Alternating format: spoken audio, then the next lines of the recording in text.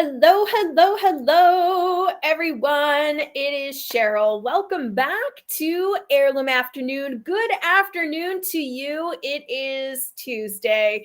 It's Tuesday at noon Central Time, and that means it is time for Heirloom Afternoon. My name is Cheryl Muppin Whited, also known as Cheryl Muppin Whited, and we come to you every Tuesday. Why is this graphic not showing up at all today? Wow. That just shows you that it has been way too long since we have been here to have our little chats like we do every Tuesday. Once again, welcome, welcome. It is a fantastic Tuesday here in beautiful downtown Paducah, Kentucky.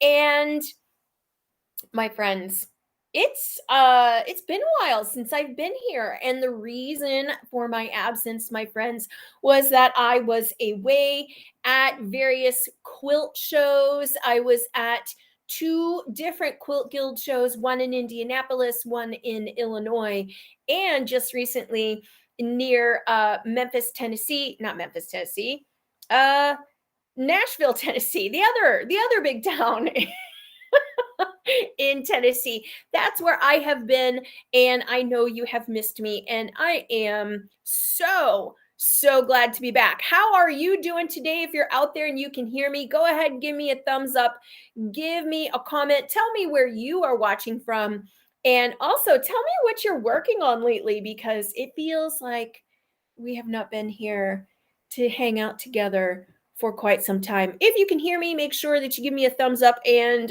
so that I know that our sound is available. My friends, we have had quite the road trips the last few days, weeks, and what we've been doing since that trip, we have been, oh, let's make sure that sounds on. Oh, yay, it is working. Okay. So I've been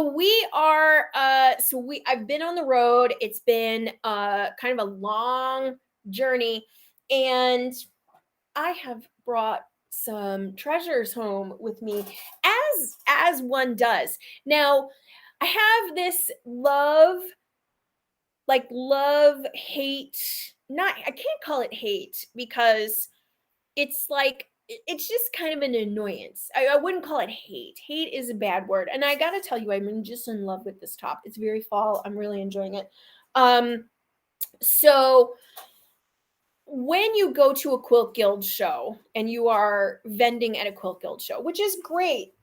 However, they oftentimes will run those garage or rummage sales where the guild members all bring things that they don't want anymore. And I usually, as an attendee, I love them. But as a vendor who paid to be there, it's usually kind of like this love and annoyance thing, right? Because you're like, hey, I paid to be here, so I want people to spend money with us. But on the other hand, I love the treasures, and I can't also not shop them. So, okay, so here are just a couple of things. Now, I will tell you, these have prices on them, and I did not pay these prices. Okay, I'm just gonna say right now, I did not pay these prices. These were like brought or given by somebody, and then this is all, yeah. Okay, so now that you know that, let's bring this in. And we do have a really cool quilt block to discuss, and we're actually going to talk about the history of that quilt block, because that's part of the treasures that I found. Okay, so all right, let's bring this bad boy up. Okay, so he's very shiny. And this is the first time I'm really opening this to take a look at it. I'm going to show that one second. Okay. So this is a little quilt top with applique and embroidered. This is a baby quilt. And I just could not leave it behind. It needed to come home with me. It is just the top, but you can tell that it used to be a quilt. There's leftovers of the batting, and this, I believe, is a wool batting. So you can see that there. Please ignore my terrible manicure. I'm so sorry. So that wool batting there, you can see these beautiful little embroidery stitches as well. And then just little bits left over from where this quilt was tied with a wool bat. So let's take a look at the blocks. Okay, we've got like a little dog. He looks so brave, and he's there. We have a little lamb, a rooster, a squirrel. I mean, that squirrel. How could you say no to this adorable squirrel? We have a little pig, a little potbelly pig, and a donkey. And no, there's more. There we go. There's the 2 geese, which is the only block that has more than one animal. And then there's a rabbit. He's very sweet. We have a cow, a wolf, or a fox, depending, right? And then the little cat and another rooster. Are there 2 roosters? I think there are 2 roosters. Let's see. Oh yeah, there are, but they're facing different directions. So one's a chicken, I'm sure. One's supposed to be a chicken, and the other is the rooster. And so, yeah, that's supposed to be the hen, and this is the rooster. So very cute little baby quilt top, pink and white, as a lot of them were. That was pink and white. Didn't matter if it was for a boy or a girl. And so these usually, this has a lot of extremely detailed embroidery in it, but you can see how it was quilted. It was just tied. So you see those little holes there? They just tacked this whole quilt together with little ties. So I'm sure it was very puffy with that wool bat inside, and it's quite lovely. And it was tacked in, it looks like 4 or 5 different places. There was a tack in the middle, a tack here on each end, and then a tack on the tops, and then also in the corners. So it was very well like sandwiched together with its top and its backing. So this lovely little pink and white baby quilt had to come home with me. It just had to. And so again, you can see the binding with the embroidery, the beautiful embroidery on it. And I'm just in love with this vintage baby quilt top. So it is also, for those of you that are wondering, like, how did these blocks come about, you can still see the very faint, very light, this blue line here. And that blue line means that these were iron-on transfers or penny square blocks that were intended to have been embroidered in this way. So all that detail was supposed to be there. That is part of the process. And if you're not familiar with these types of things, here are some modern versions from like the Aunt Martha's type things. And so what you would do is you would iron these onto your fabric, and then you would go ahead and embroider and or applique, and then that is how you would make these blocks. So for those of you that are wondering, that's what those blue lines there, where the embroidery has come apart, that just shows you that this was meant to have been embroidered in this way. So very, very pretty and fun project. And somebody lovingly put this together for their child, and I'm sure it was very well loved, and it is now in our collection. And so I'm pretty excited about that one. But this next one, I think is kind of I could not resist this one either.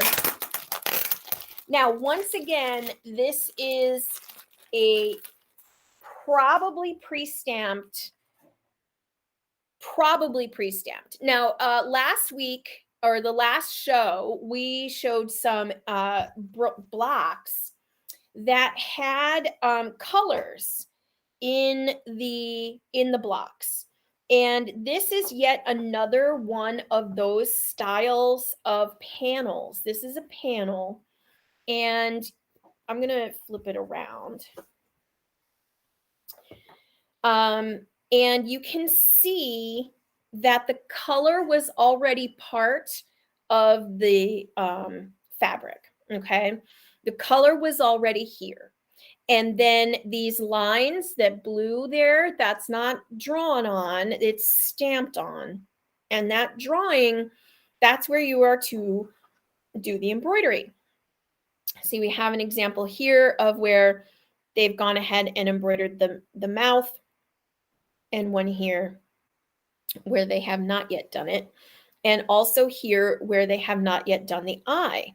So you can see that these were intended, you know, to have been filled in by the person making the block or the blanket. In this case, this is a very, very large panel. I'm trying to get it undone so you can see this beautiful center block idea. And this is just so precious and so well executed. And so this is what drew me to this panel, that someone had already embroidered the little baby, and there's a little chickadee, a little baby chick.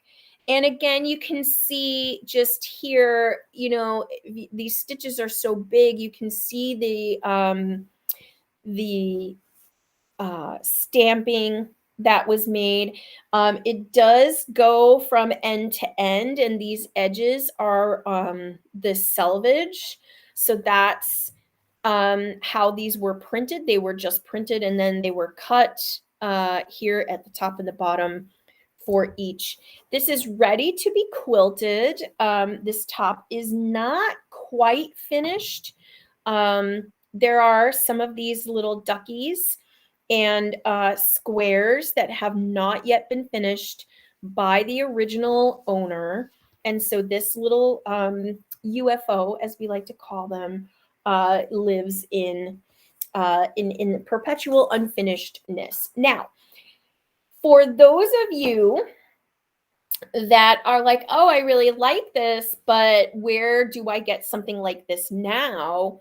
Again, I'm going to show you that the Aunt Martha's, now I got a stack of these Aunt Martha's iron-on transfers that are brand new. They're like literally brand new. And I got this in a stack, in a once again, in an envelope near the bottom on the floor at the antique shop. And they have, you know, the little, so again, here's an example of one where you have different things, but here's one where you have like the full giant panel that you would iron and transfer onto your fabric, and then you would do this, you know, all your embroidery. This was pre-stamped. Now we know that because there's colors involved here that we don't see, that we don't get with these types of things, right? They don't come with the colors pre-done. And those of you that know, I'm working on a series of little Wednesday only tea towels. So that is very exciting that I have a few tea towels in here with the days of the week. So that will be really cute to go ahead. Sadly, the little colonial girls do not have a sewing day. They have a gardening day instead.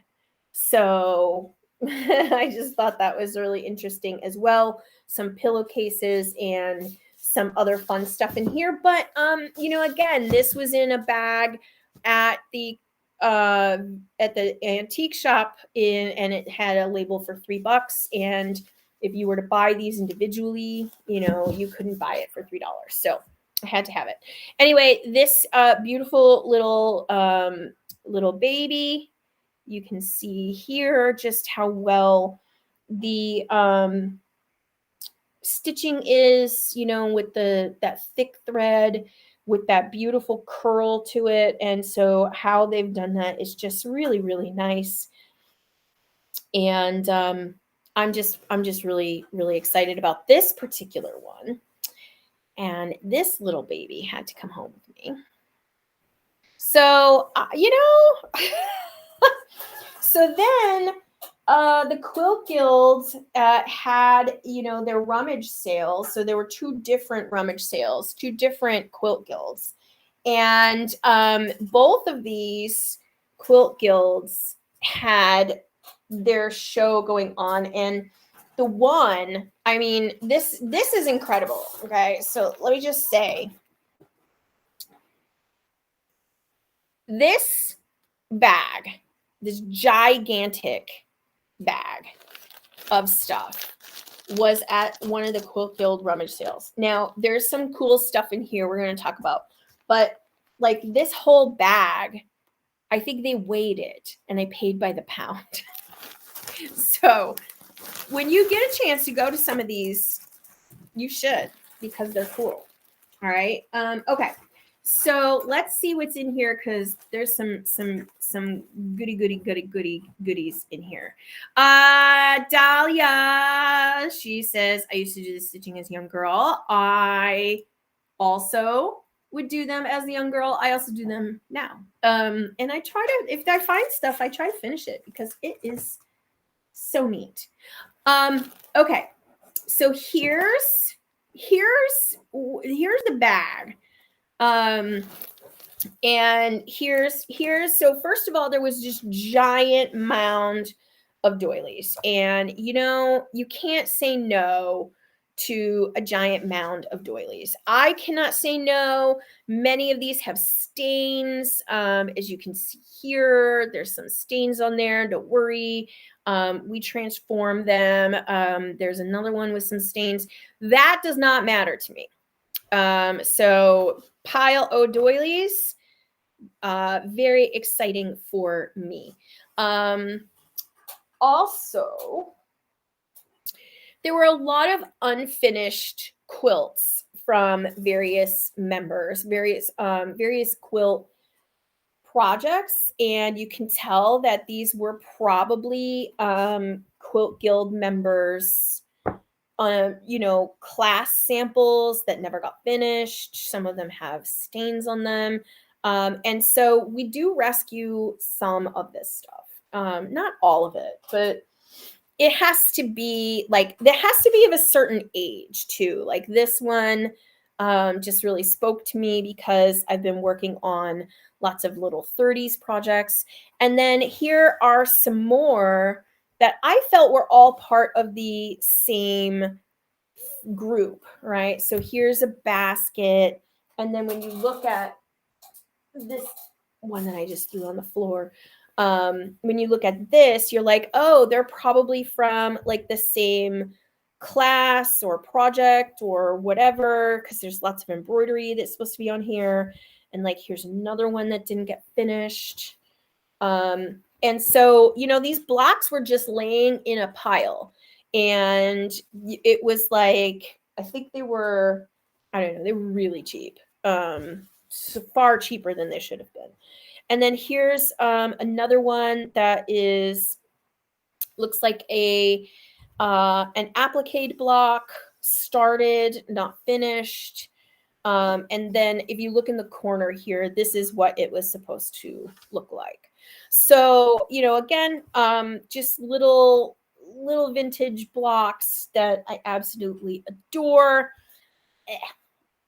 Fabric threads flying into my mouth. And then you would find goodies like these Now, this again, stamped panel, just like we've been talking about all day. You know, these stamped panels, we also talked about these last week. Oh, look, there's even the panel information on it. So that will help me go back and identify it.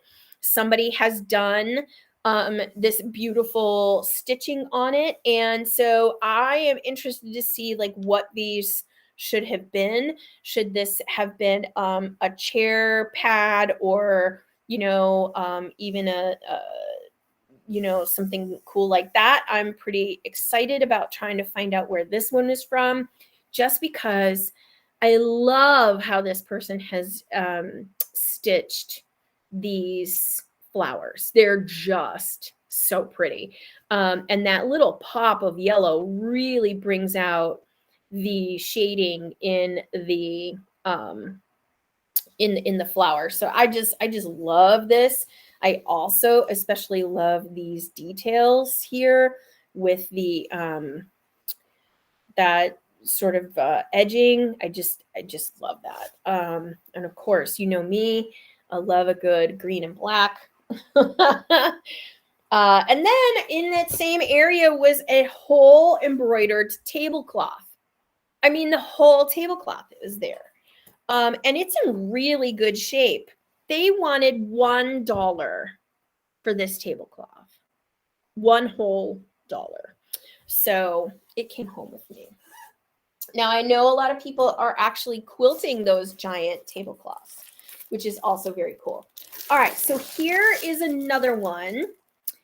21 needlepoint, various sizes. This whole bag, I think, again, was $1 or $2, because again, this was a rummage sale. They are literally trying to get rid of this stuff. And this particular bag of, I have not opened this. I do not know what else is in here. I don't know if they're all finished like this top one is or not, but we're about to find out. Because even for $1, this top piece is fantastic. Look at that embroidery. And can I tell you, the best thing I loved about this in the bag was the little rat. The little rat. He's just so cute. Somebody did all this work, my friends. They did all the work. So here's the first one. Oh, there's more. Oh my gosh. Okay, so here's the second one. This is all like tapestry type work. Looks like the same panel as the one from before. Little more crudely executed, but still cute. Here's a Jacobean flower. And so that's really lovely. And I'm trying to see. Oh, it's like candle. Looks like a piece of a candle. So that's in here. I did not know all of this was in here. Look at how pretty these are. These would be lovely in a quilt, as chair pads, as, look at this. Look at this. Look at that. It's like a corner. I mean, and somebody did put all of this. This was $1. $1 for all of this. Oh, look at the peacock. So pretty, Jacobean. These lovely little French knots. Yeah. This is a score for sure. These are definitely a score. There's 21 blacks in here. Yeah, Laura, unbelievable. Like somebody, okay, so this one's got a little bit different, right? It's got some like dimensional sort of floofiness, and then these like really cool stitches on the birds. So that one's a little different. Here's another one. Like this could be like partridges or something in a tree. Probably just using up whatever they had as far as cloth. All the edges too are folded over. Another Jacobean flower. with these beautiful sort of like, you know, these treatments to make the stems very elegant. Oh, here's a cardinal. And if you know me, I love cardinals. I actually, I'm one of those that my parents loved cardinals. My grandmother loved cardinals. And so whenever I see a cardinal, I always think that's her coming to visit me. Look at this flower. Whoa, whoa, whoa. $1 for this whole pile. This whole pile was $1. I am stunned that this was all in the same bag. Unbelievable. Jacobean, more of the type of partridgey type, some really pretty little embellishments, some French knots. Here's like a little basket, it looks like, with another bird. I can't still to this moment believe these were all in here. Somebody really loved this. Somebody did all this work. Oh, look at the deer. Oh, it's very, oh, so sweet. Oh, look at that. It's like with these really cool stitches that are supposed to be like fluffy and loopy. They've been smushed in this bag. Oh, wow. Wow. Okay, so for a whole $1, I'm telling you to go to your Quilt Guild's rummage sale and just grab up that bag of unfinished stuff, because you never know. You never know what's going to be in there. And I'm stunned. I did not, these all have been living in my car for the last 3 weeks, because as I have been going around to these shows, as I buy them, I just grab up. Okay, so I thought this was cool. So this person had put their whole project in here, and then, you know, took it to the rummage sale because they, you know, assumed that they weren't going to do this anymore. So this was not in the silent auction, but it was in one of the auctions. I'm going to use my non-sewing scissors here to open this taped bag. I like to say that because don't use your good scissors on this plastic and stuff. It's a surefire way to ruin your scissors. So, and yeah, wow. Okay, so there's all the DMC floss, which is really awesome. And then these are all pre-stamped. And this is as far as they got. And I just love that. It's beautiful. Look at that. Yeah. And then they stopped. And so there's 1, 2, 3, 4, 5, 6, 7, 8, 9, 10, 11. There's 12 blocks. That would make a beautiful, good sized quilt. Oh, yes. Create an event where we can come to the next rummage sale in Paducah. Now, I'm not going to lie. I do grab some of these with the intention of putting them for sale in my shop, in my physical brick and mortar store.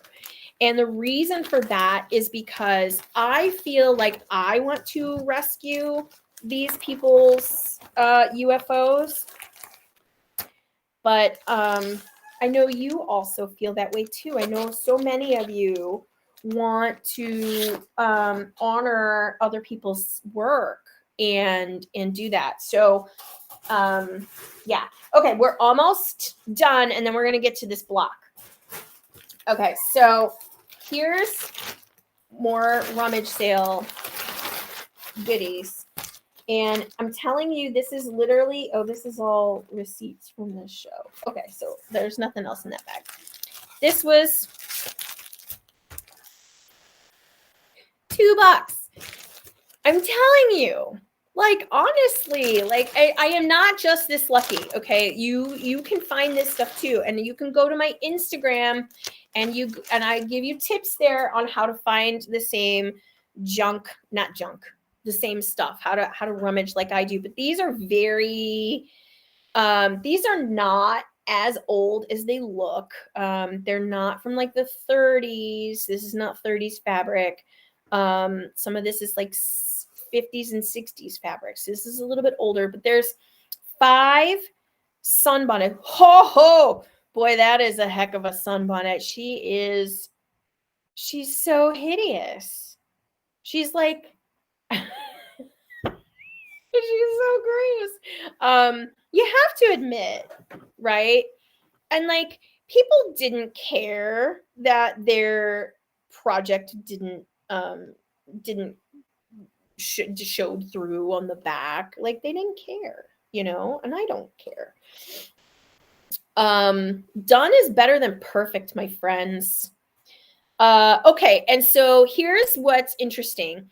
It looks to me like they have been appliqued down just with the black thread, because there's no other stitching on the back here. So the only thread that's holding good old Sunbonnet Sue on here is that black embroidery thread. So kind of interesting, not what I would have expected, but it is a very interesting applique technique if you didn't know how to applique. So I feel like this was done by somebody who didn't know what they were doing, but then like kind of came up with a cool workaround. Yeah, Martha, I know. She's so ugly. Like, and this fabric is like really thick compared to the rest. Like, she's just so gross. She's so hideous. She's so pretty in her hideousness. So, but all I saw in the bag was this, and in the bag it said, 5 Sunbonnet Sue's vintage. I was like, all right, I'll buy that. Because again, I can't leave it behind. Can't leave it there for somebody else to snatch it up before I do. Of course, they gave me a tote bag, and I don't need tote bags. Tote bags and I are like enemies. I have so many. All right, so there was other stuff in here, and there's a lot of reasons, my friends, lots of reasons why I was buying this stuff, and I will talk to you in a moment about that. The rest of this was from a friend of mine that was so not at all what I wanted to do. Okay, so this was also in there. Does anyone remember Lee Ward's from when you were a child or back in the day? Lee Ward's. This was on sale for $3.75, and somebody lovingly kept it in their stuff. Yes, Phyllis, it is absolutely interesting to see how those Sunbonnet Sues are attached. That is a really cool feature. And I did really enjoy seeing that. Okay. Yep. Martha remembers Lee Ward's. This is a little bit like Ben Franklin. Now, I do remember Ben Franklin's. We had one in the Chicagoland area when I was a kid. So this is a butterfly that came with the frame, and this frame is wood, and it came with the lace so that you could do this. And this is like a chain stitch candle wick method, right? And I just thought for 25 cents, you get pretty much everything. You get the thread, you get 25 cents. And you get the super dope Lee Ward stickers, which, yeah. So when was this from? And so that is a good question. When is this from? So you can see like the typed instructions. That'll be kind of fun. But I want to say this is from like probably the 80s. Maybe even late 70s. That's what I'm going to say. I don't know. But I just thought it's full complete kit. Well, I couldn't say no. Also, here was another one that was like $1. And somebody had opened and tried doing this. There's a little bit of it attempted. You can see that it was originally $3.99. It's a little note card kit. And I did look to see if the fabric was still in here, and it was. And so there's the little pre-stamped, and they did some of the things. Did you like the color of this? You like the color of this, Laura? That peach? That's what says that it's 80s to me. That says peach. This little ribbon embroidery is just like a little beginner's kit. It's the Janlin Corporation, which is the same company as this one. Janlin, more Janlin. I didn't know. I don't think the Janlin company is still around, but somebody really liked them because there were a lot of Janlin kits in there. And so then somebody had already tried working on this, which is very sweet. And I guess was hoping to maybe send it to somebody. I don't know, but it comes with all the stuff, which, this is nice silk ribbon. And yeah, so for $1. Couldn't, is it the same quality of like you get bang for your buck as far as like the bag of embroidered blocks? No, but it's still pretty cool. So that was neat. Here's another project that I had to have because so many people have been talking to me about chicken scratch embroidery. Now, we'll do a whole episode on chicken scratch embroidery, but this was my first time seeing a chicken scratch kit because most people just did chicken scratch on gingham, and it was an embroidery technique where you do these little like cross stitches. But anyway, everything's here to do the this chicken scratch embroidery. And so I thought this would be a cute little kit to do here on the show. So you're going to see an episode about that. And then also here's another one where candle wicking. Candle wicking is an embroidery technique, and it is done with these little I don't know I'm like totally they're French knots. Essentially, they're called colonial knots instead of French knots, and we're going to talk about the difference of that. So again, $2 was $4, was at one point $12.99. Whole candle wicking kit. I love how they're like cheaping out on like just putting this one design on the thing, and this is what you're getting. You're getting the heart. It's very it's already made. All you have to do is just the candle wicking part. So it doesn't look like it's this big in this picture, but it is. It's quite big. So we're gonna dive into that. So I'm always looking for new things that we can talk about on the show. So I hope you are getting excited about that.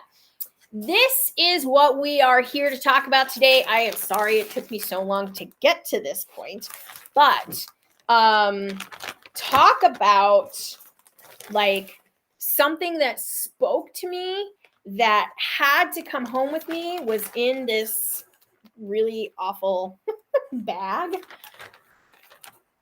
from Dream Dinners.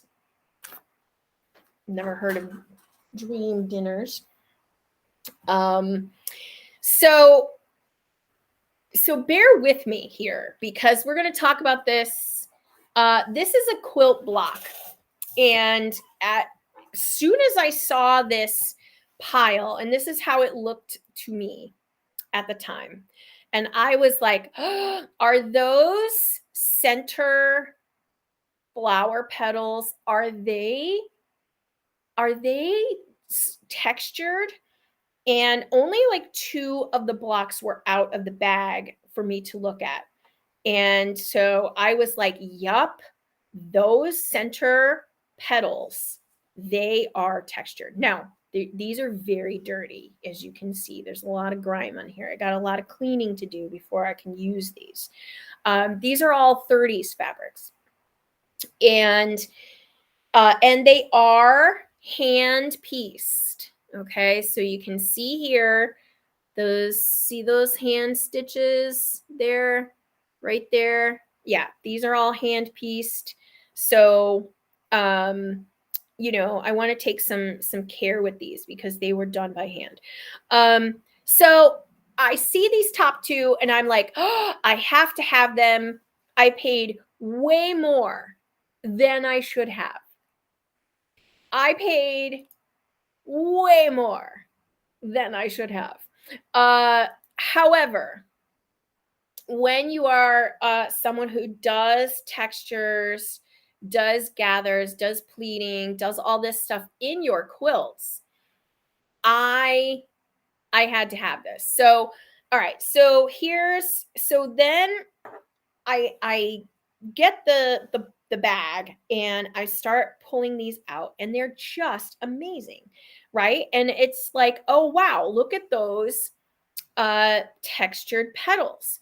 So I go onto my Facebook friends and I'm in a couple of vintage quilt groups and I post pictures of the blocks and I ask them, hey friends, what is this? What is this block? Because I want to know, I want to look and see like what is it? And my my vintage friends tell me that they are called Golden Glow, or it's known by a bunch of different names. So I'm like, oh my gosh, I have to look this up, right? So they gave me the little nugget. I put in to Google like gathered petal star block, because what you can't see with all these colors here is that it is like an Ohio star type block. Okay, I know it's a little wonky, and they need some zhuzhing, they need some love, but these blocks are like star blocks. So I'm like, well, what is this block called? And they came to the rescue. And so, nope, this first one, it's called the Golden Glow. Golden Glow. And you can see here the block style. This is from the Kansas City Star newspaper. Okay, so you know that Kansas City Star did these newspaper quilt blocks and they would make them available every week. And so this block was called Golden Glow. Why was it called Golden Glow? Because the dark panel, the dark colors you see in the finished block, which would have been on point, that finished color was yellow and the other parts were white. So the center was yellow, the star points were yellow, but the fabric in the petals and the outer edge were white. So you had yellow and white. This was a block from 1932. August 17th, that was the date that the newspaper printed it. So we know that these were, so this came out named Golden Glow, and it was a 2-color quilt in gold and white. Sometimes you see them in cheddar, the cheddar color and white, but they would have been done in yellow and white. And then this block gets reprinted a couple years later in 1935, and they call it the Missouri Daisy. And they changed the shapes very slightly. They lay it out a little bit differently also for you, but that's how we know that the pieces that I have and the quilt blocks that we have are from the 30s, and they were probably cut out from one of these two patterns. And then they were all hand sewn together. So this is really exciting to kind of dive a little bit deep into this block and learn a little bit more about it. So there are the different shapes, and you have the corners, you have the center, and of course they tell you like which colors you can make certain things and things like that. So pretty cool. They redesign, and I'm just going to pull up the other one next to it. You can tell that in the Missouri Daisy, the one right here, the Missouri Daisy, they've reshaped the that petal that's supposed to be bunched and put in between. So let's take then a look at the block itself again. And so this was what really intrigued me, was this block and how textury it is, and that, you know, it's gathered here in the center. This piece is either like, it's sort of like an applique. Oh my gosh, grandma made this, which was twin size. Bad auntie sold it for $600 back in 1975. Oh, I'm so sorry. This is a really cool block. And it had a little bit of a revival and was called something else. They didn't even call it either Golden Glow or Missouri Daisy. They called it the Dahlia. And I have to say that this book was recommended to me once I had put out the call for what block is this, and everyone was like, it's a dahlia, and I was like, but it's not. I looked up dahlias, and so in this so it's like about the dahlia pattern, but they don't talk about like it being done in the 30s and it used to be called. I mean, to me, that's what I want to know, right? I'm the like near historian that wants to know, like, what did they call this? And they didn't call it Missouri Daisy or Golden Glow, and the book itself does not reference that at all, which boo. There's this book is from and I'll just show you, 1995, cover by Cheryl Benner. This is written by Cheryl. I thought that was really don't get me go. I thought the fact that there was a Cheryl on the cover of this book meant that I was meant to have it and meant to look into it. And so this table of contents really just shows like the quilt, but it's done in like such a difficult colorway that you cannot see the color like you do the quilt. Like, they needed to have done this in a different color. It's done in 90s colors. I mean, that part is true. Like, that's a 90s quilt if I ever saw it. But this, we want to see the folds. You cannot see it. It's all too matchy. All right, the other quilts in here, they're in here. They've got this one, which again, super loud to me.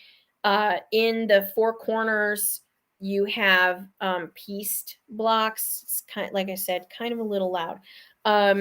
Most of the book is this like just gigantic pieces, as one did back in the 90s for how they did the quilts. And then there's only like 2 sections of full color.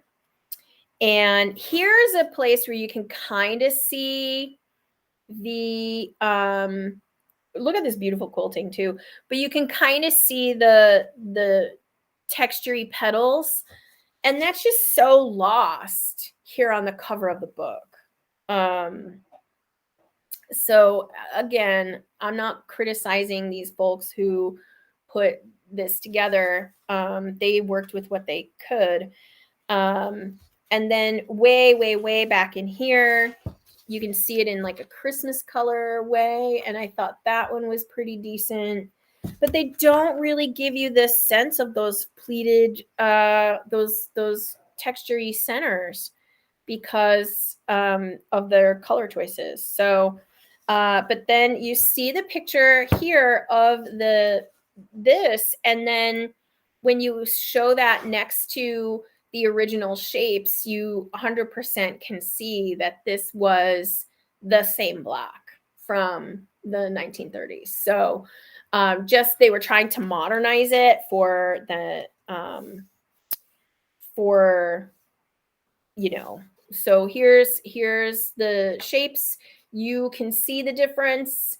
Yeah, I mean, it's really cool, right? So this Dahlia Quilt book is 1995. Took me a while to find it. I found a couple copies on the Amazon for a little bit less expensive. But I wanted to show you some of the quilts or some of the blocks in here. Again, they're done with lots of 30s fabrics. These are genuine 30s fabrics, but I mean, like, look at how pretty that is. Obviously, it's not 100%.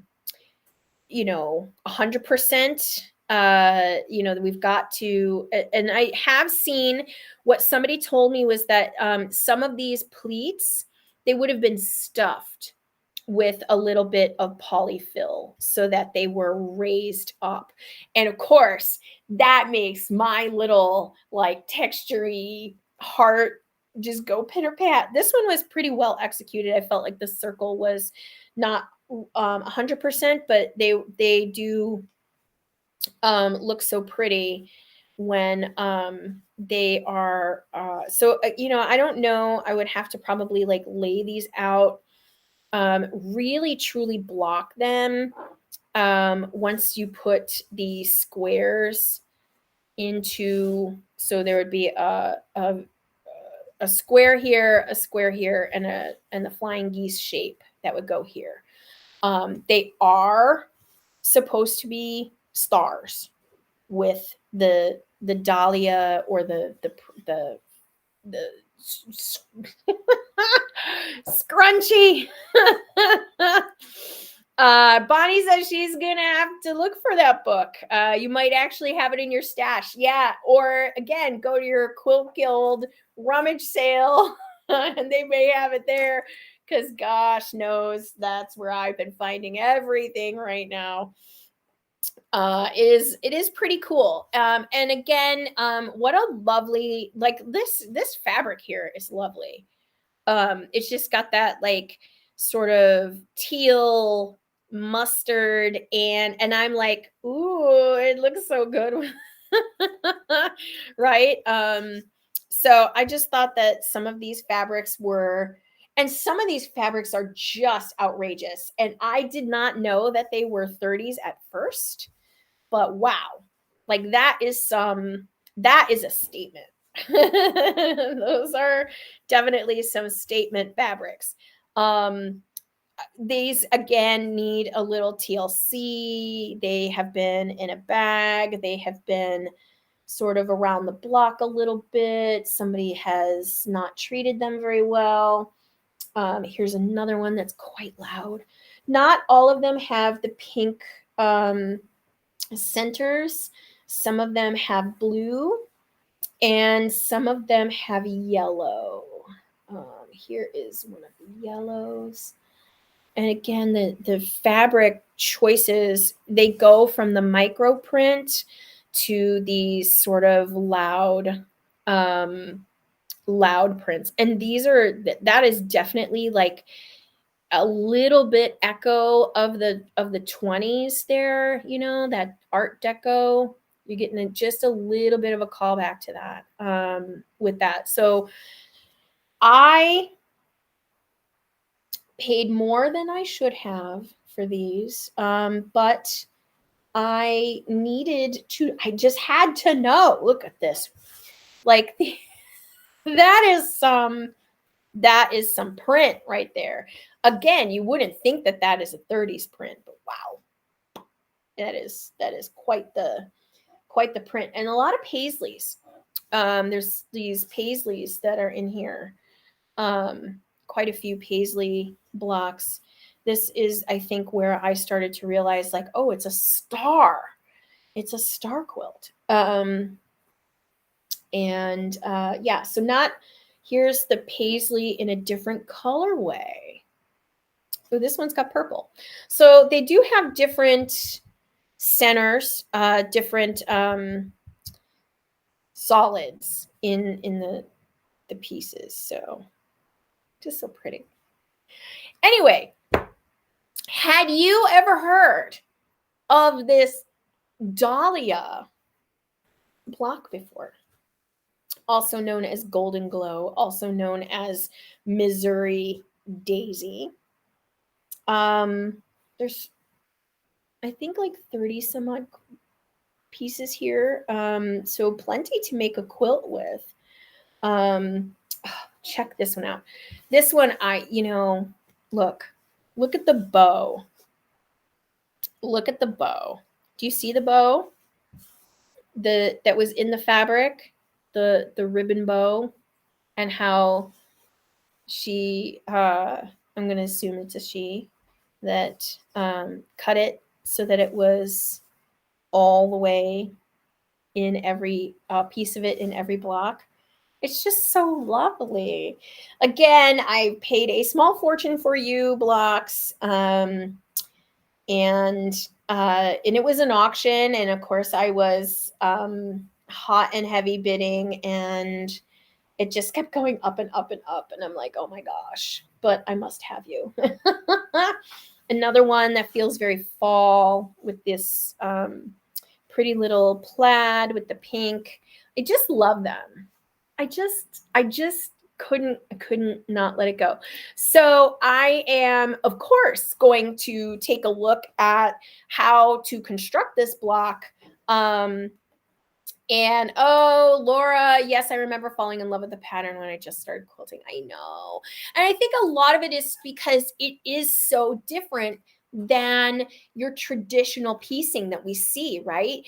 It's it's part of this it's not just flat. Like there's dimension to these blocks, and that's what drew me to it, right? I recognized that those are pleats and gathers, and I was like, wait a minute, whoa, they were doing that. And this is the only block that I know of that's like this. But now I am on the hunt for more. And so I hope you're enjoying all of this. I know I am. And my friends, I hope that you come back next week and see what other amazing goodies we have as far as heirloom techniques and sewing. We've had a lot of little treasures on this particular episode. And so I hope that you have a wonderful and enjoyable heirloom afternoon. Take care, and I will see all of you next week.